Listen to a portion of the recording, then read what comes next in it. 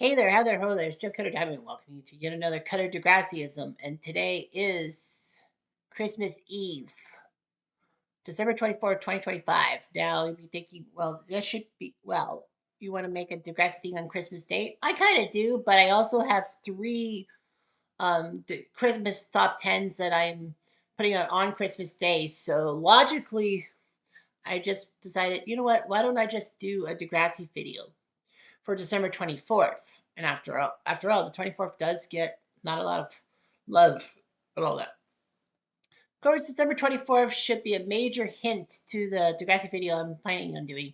And I don't think I did this one. I think I checked my YouTube account and no, I have not done a Christmas themed Degrassi episode. So it's time to deconstruct the three Christmas episodes in Degrassi history. Can't take that back. But anyway, yeah, the three Degrassi episodes that dealt with Christmas and all that. It's weird. There's one from the junior high days, one from the next gen days, and one from the season 10 past. So we're gonna look at it from youngest to oldest and determine some stuff. These aren't ranked because there's only three. I'm like, why am I ranking? All right, so the first episode of this is called the In the Cold Cold Night. This was the season finale for season 11 of Degrassi. Um, there were three plots. One of the subplots was Maya not wanting to be in grade 9 band. She wanted to be in a higher band class because she thinks it's beneath her and all that.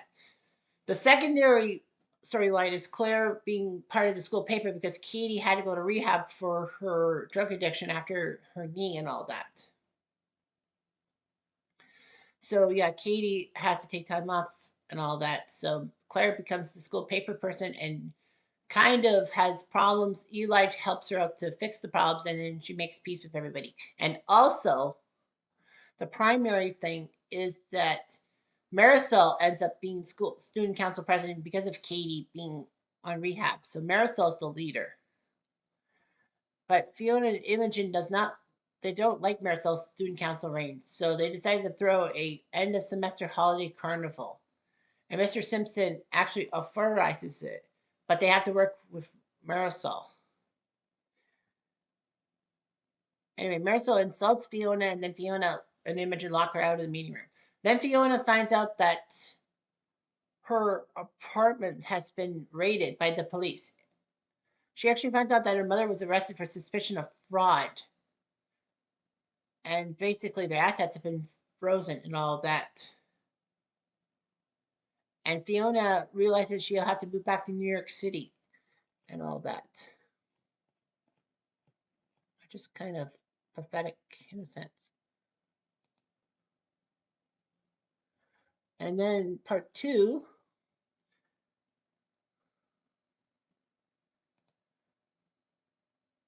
is that, Fiona is the pressure because Simpson wants her to scale down the festival and she doesn't have the $11,000. And basically, Marisol is gloating at Fiona's impending failure. Fiona's upset and takes her frustration at Imogen, saying that she has to move away and the carnival isn't going to happen.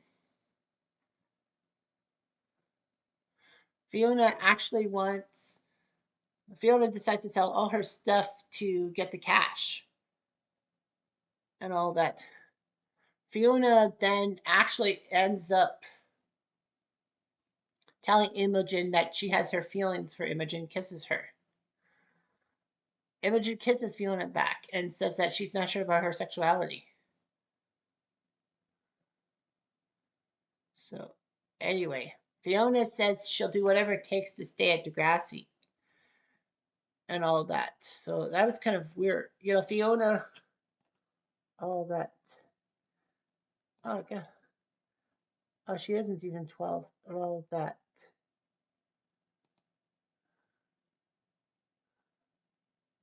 So, yeah, Fiona is still around and all that on Degrassi and all that. She does stay in season 12 and all that.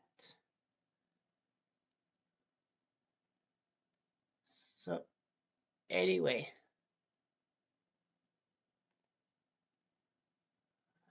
so yeah, Imogen breaks up with Fiona after the valedictorian speech and all that. So anyway, yeah, it's a bad. Yeah, it's a Fiona having a bad relationship. It's weird how after Declan decides to try to get rid of her clinging onto him, she goes with Bobby, and then Bobby was abusive towards Fiona and all that, and makes her drink and all that.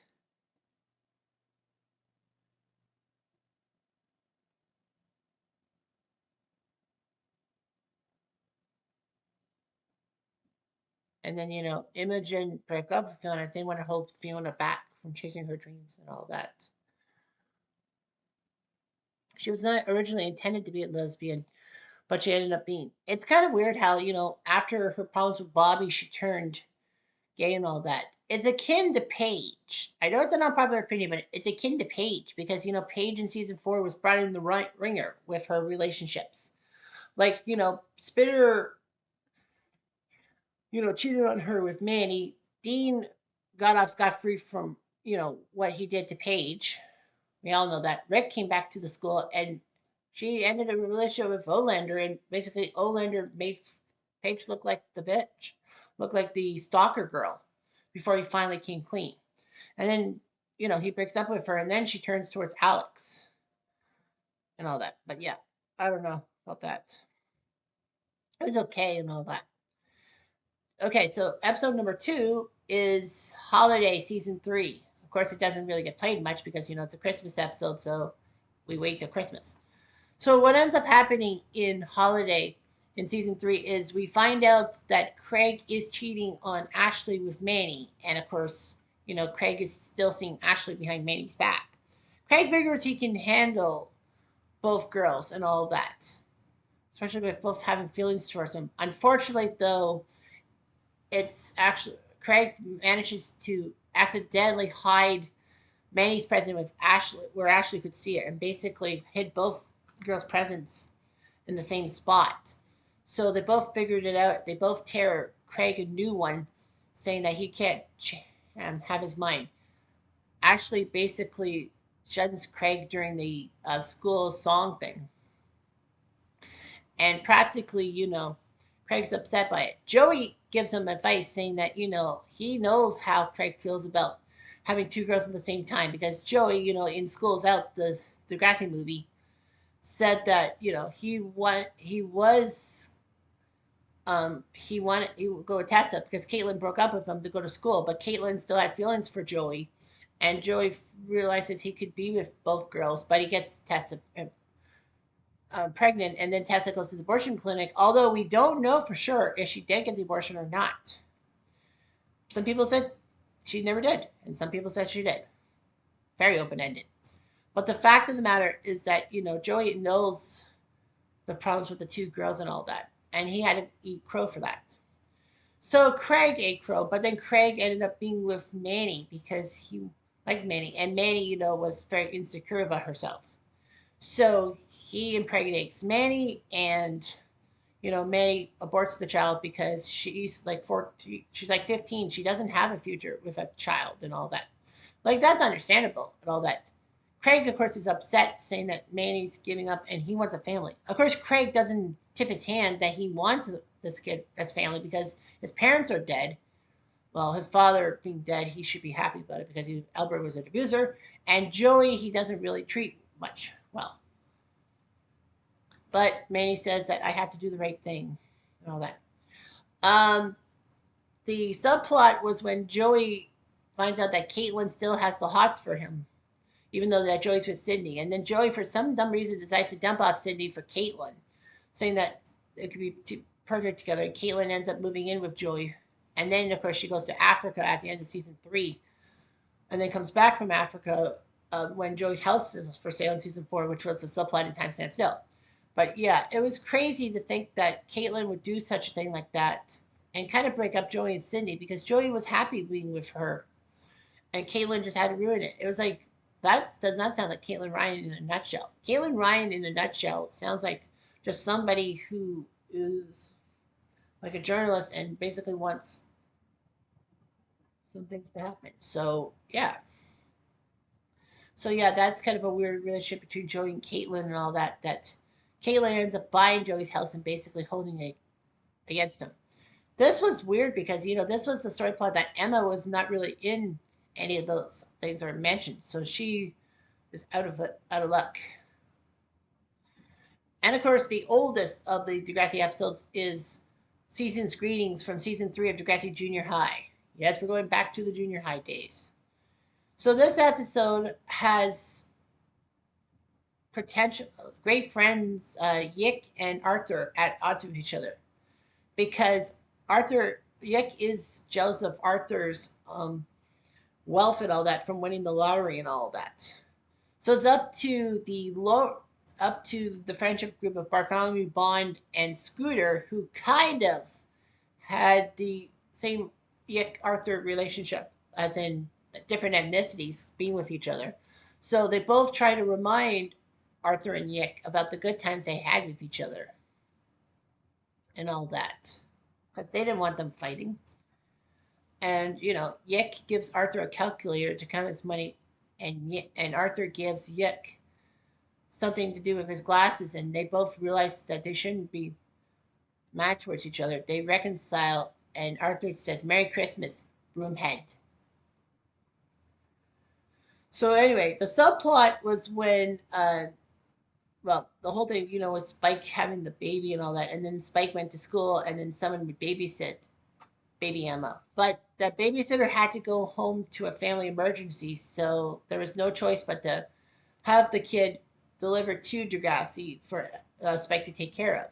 So Spike does that, and everyone's oohing and awing over the child.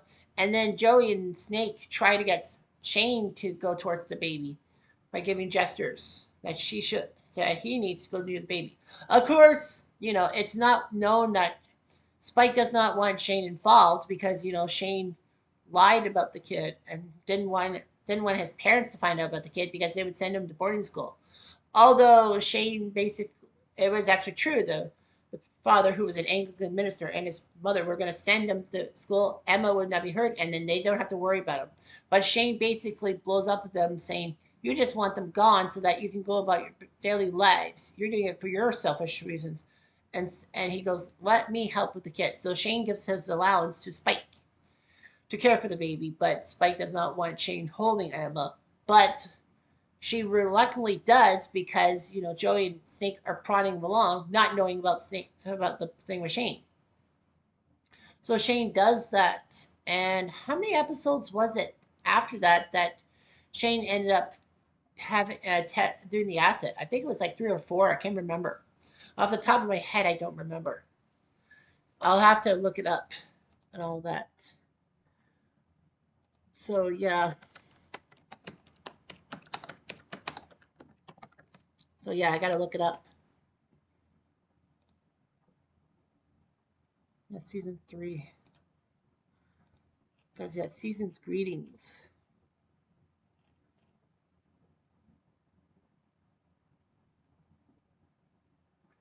So Season's Greetings was the 4th episode.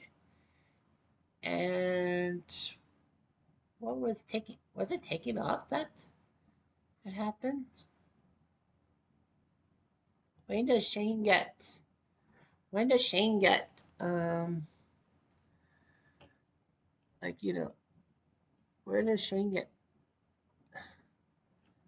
mentioned and all that? The episode, what was the episode? Well, sorry, it was a few months later and all that. Yeah, a couple of months later, he decides to go to a concert, and he takes acid, and then he jumps or falls off a bridge. It's not well known. He's in a coma, and basically his parents get rid of him to a home for mentally deficient people. And we also see Arthur's cousin Dorothy trying to make an appearance, trying to get close to Arthur, but Arthur does not want his cousin near him and all that. Dorothy is played by Annabelle Wow, W-A-U GH. And people said that Dorothy looked like Arthur in drag. They put a wig on him because the similarities. But there is a similarity. It's not Arthur, aka Duncan Wow. That's his sister. So Duncan's younger sister actually plays, you know, Arthur's cousin and all that. So that's kind of cool to keep it in the family. But yeah, that's what happened with season's greetings and all that. So anyway, not sure that I thought, but whatever. It's a good Degrassi Christmas primer, and I wish there was more episodes to do with Degrassi Christmas, but it is what it is. Anyway, I'm Jeff Diamond. Adieu. Merry Christmas.